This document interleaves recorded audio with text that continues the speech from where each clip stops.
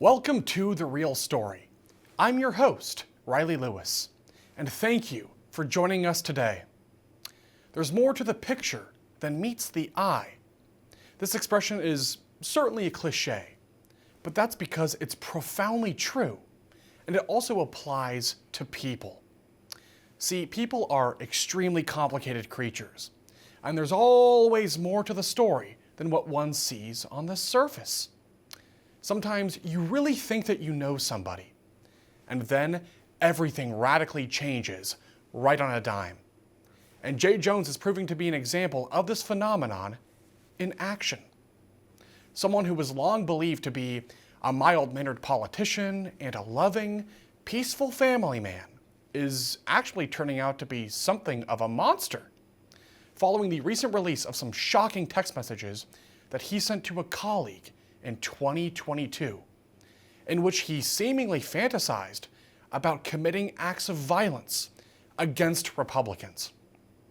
Now, Jones, a father of two, is the Democratic candidate for Virginia's Attorney General race, and he's facing mounting pressure to bow out since those messages recently came to light. And even more so today, due to some new revelations about things that he allegedly said in a phone call in 2020. But just to refresh everyone's memory here for a moment, in this series of texts from an exchange in 2022 with a former colleague, he wrote horrible things about the former Virginia House Speaker Todd Gilbert, even talking about his possible execution with, quote, 2 bullets to the head, likening him to Adolf Hitler and Pol Pot, a dictator whose communist regime brutally ruled Cambodia from 1975 to 1979. He even wished death to Gilbert's young children, dubbing them as, quote, little fascists.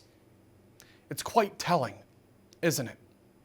What's also telling here is that despite multiple pleas from this colleague to stop pushing violence and moderate his words, he doubled down again and again and again. And yet, now that he's been caught, he's suddenly apologetic.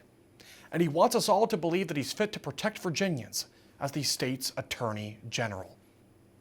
Now the pressure on him to drop out is growing by the minute due to these new allegations that have reportedly been made by the exact same colleague that he was texting about Todd Gilbert in 2022. That individual's name is Kerry Coyner. And according to Coyner, Jones allegedly suggested that excessive police force here in America might be curbed if more officers were killed. That during a 2020 phone call regarding the practice of qualified immunity. Now, Jones denies these claims, and he insists that he never wished harm upon law enforcement. But even still, such an allegation really leaves one wondering. Is it true? Is it false? What is the real story here? I guess only time will tell. But setting those claims aside for just a moment, these text messages from 2022 have sparked all sorts of calls for Jones to drop out of the race. In fact, on Monday, in a letter released from the Virginia Fraternal Order of Police, they urged him to drop out, calling him unfit for office. In the letter, it plainly states, in part, "You, Jay Jones, are unfit for the office of Attorney General of Virginia. It is time you hold yourself accountable for these actions and withdraw from the Attorney General race immediately." Interesting. What's also interesting is that even the likes of someone like MSNBC personality Joe Scarborough has called for Jones to stand down. And yet, top Democrats like Virginia Senator Tim Kaine are tiptoeing around the mess, condemning the messages but refusing to pull their support for him, despite some internal whispers within the party to stay away.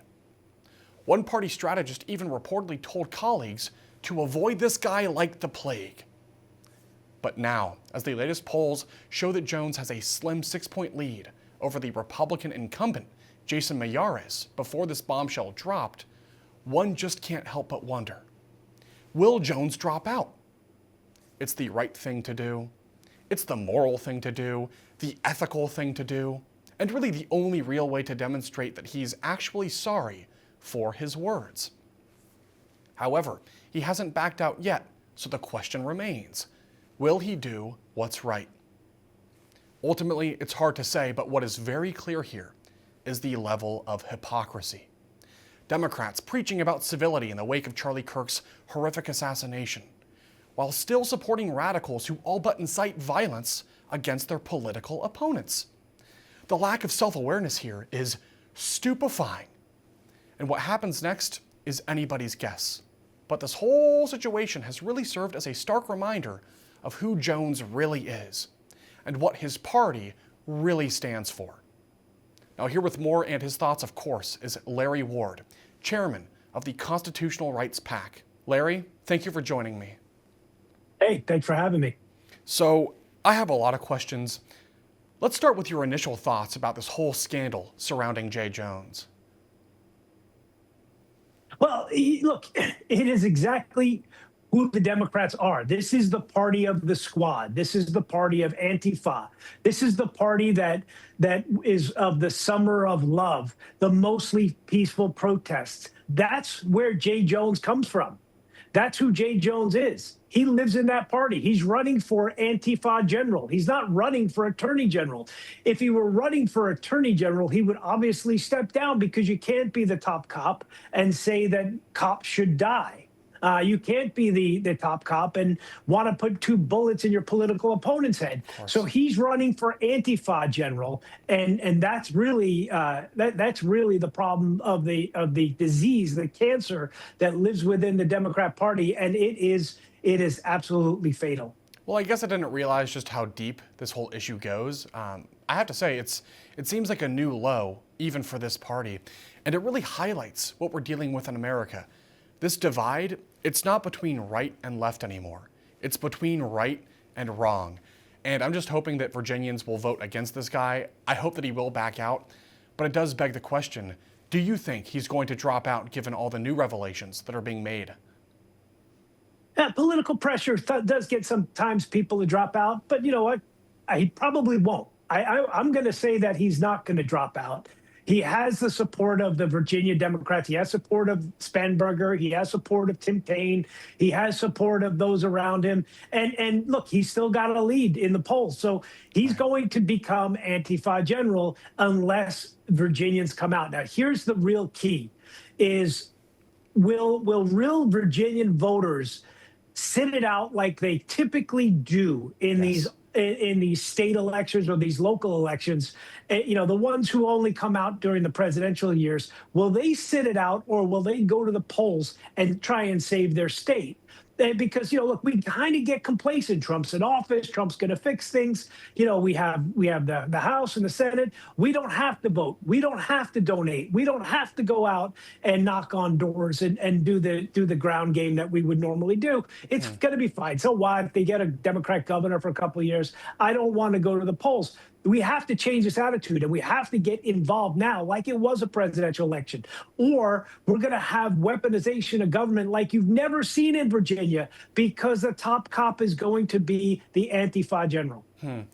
You know, looking at this whole situation, just a bird's eye view, what's going on right now, it really seems to me very clear that the ultimate takeaway, and this is the real problem we're facing in America, is the fact that people care far more about politics and power than our country's moral standards.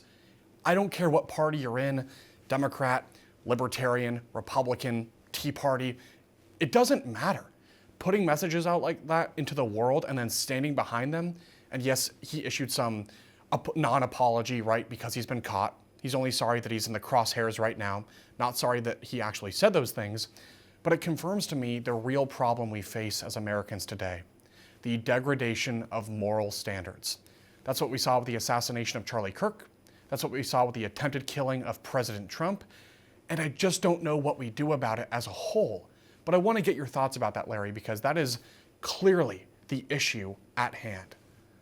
It is. And look, what do you expect when you know the Democrat politicians, you know, call their opponents racist, Nazis, Hitler, and they keep using this over and over again. When you tell Kavanaugh that he's He's a gang rapist. Another good Well, you know, example. all of these lies. And of Yes. course, today there was someone arrested with hundreds of IEDs, hundreds of explosives, trying to blow up the Supreme Court justices at a Catholic church. That's the world the Democrats have created. That's what they want. Let me be clear. That's what the Democrat politicians want. Otherwise, they wouldn't say it. Otherwise, they wouldn't stand behind Jay Jones. They want violence. They want power any which way they can. They know they've lost the narrative. They know they've lost the country.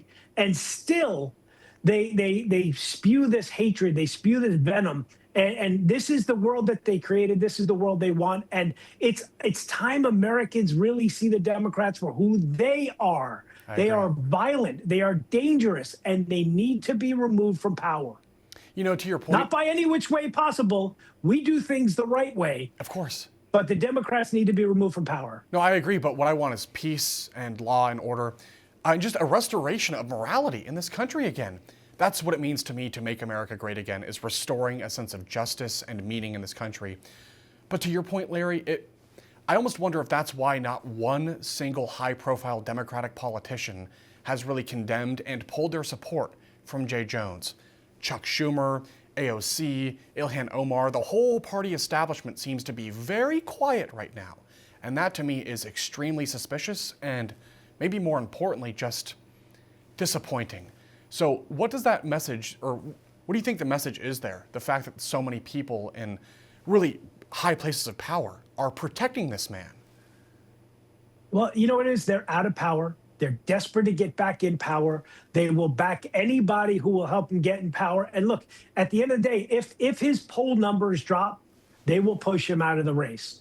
They will pull a Joe Biden. They will all of a sudden change their tune and say Joe Biden's not the sharpest knife in the drawer, that he actually has mental illness and a mental decline, and he needs to be replaced with Kamala Harris. They'll pull some shenanigan like that if his poll numbers drop, and it looks like he's going to tank the ticket in Virginia, because all the Democrats care about is power and getting it by any means necessary. Okay.